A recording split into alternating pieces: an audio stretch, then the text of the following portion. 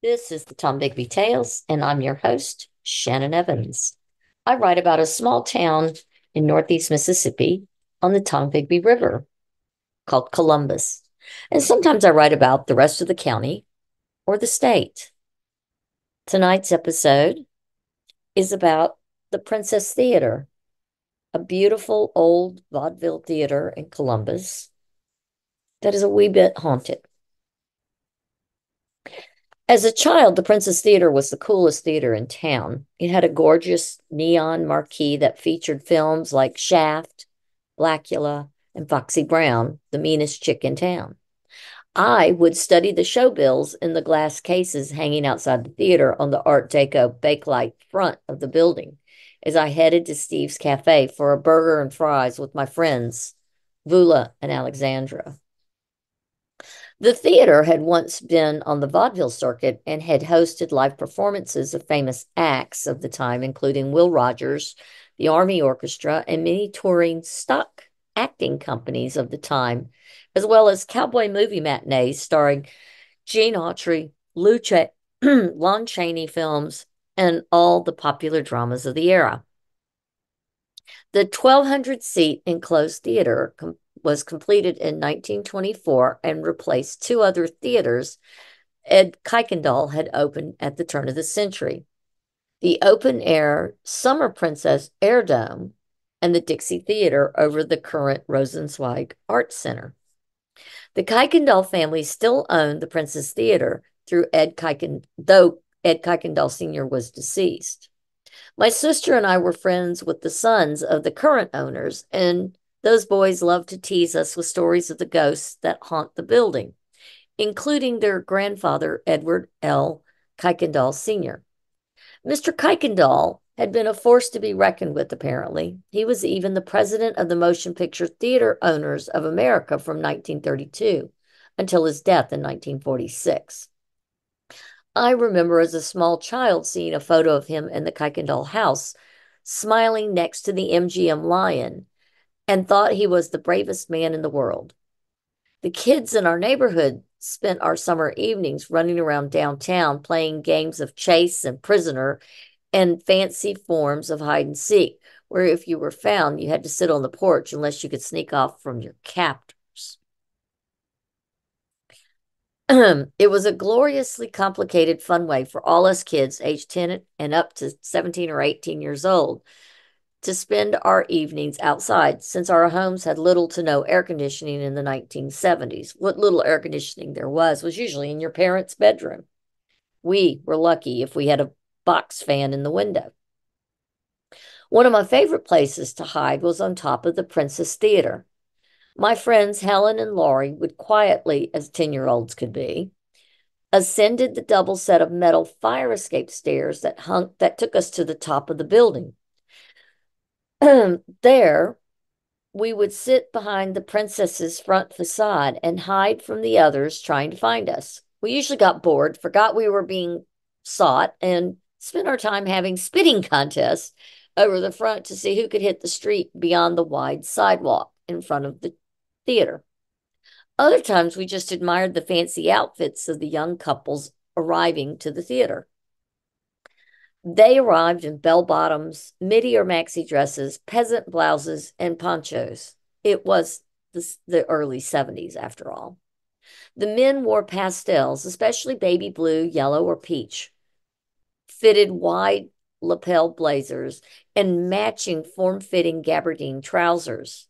The couples parading into the princess were gorgeously styled. It was after one of these summer movie nights that several of the braver kids gained access to the interior of the princess. After all the movie goers had left, Steve Kuykendall let us in the back door of the theater. The AC was off and it smelled like buttered popcorn and dust. The humidity was so thick you could taste the fecund moisture of the summer night. We entered one of the wings where all the old dusty set canvases from the 1920s, 30s, and 40s were rolled up and stored on a giant wood frame. The giant red brocade curtains rose to frame the movie screen that encompassed the giant wooden stage. I stared up into the catwalk above with coiled ropes and large lights. I walked to the center of the stage to stand beside Helen's brother, Rice, my surrogate big brother, and our unelected ringleader in all adventures with the big kids. We looked across the now dark theater. There was a light on in the projection room above. Huh, said Steve. I know I saw her leave, he muttered. Steve went down the stage steps to find his way in the dark to the projection room. As he was crossing the theater's floor, Rice and I saw a man in a light colored 1920s to 30s style suit and tie lean out of a side balcony and stare down at us. A bit of light reflected off his bald head, but he clearly was watching us, and then he just dissolved right before our eyes. A cold air swept over that smelled faintly of lilac and stale tobacco. A chilblain swept up and down my spine, and I shivered, despite it being July in Mississippi. Did you see that? Asked Rice. His normally baritone voice broke just a little.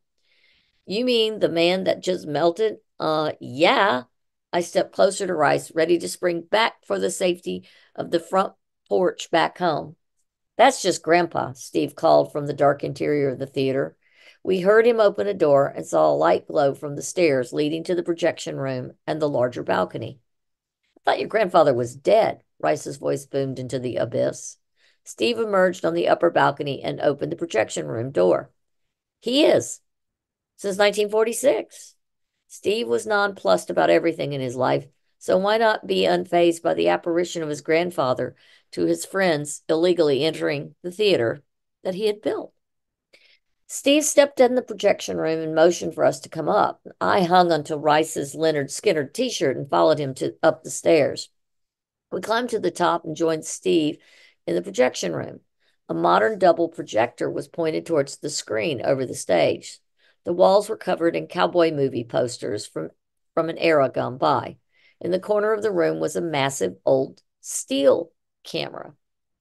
Is that from the old days? I asked, moving to look at the dust covered camera on its tripod. Yeah, said Steve. It's one of the first of its kind in Mississippi for the talkies.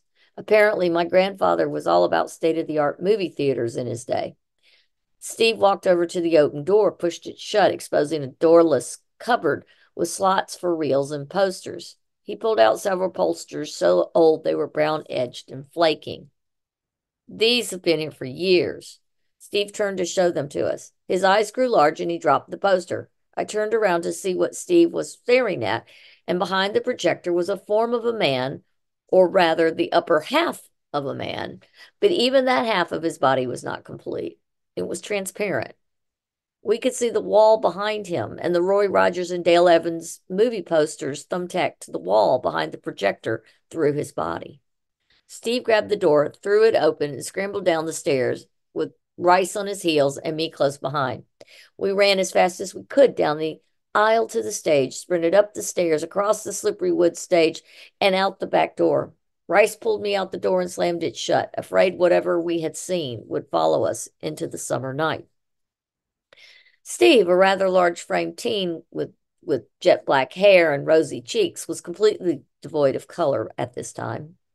He heaved himself upright, looked down the alleyway toward the Glovers' driveway and the light in their kitchen.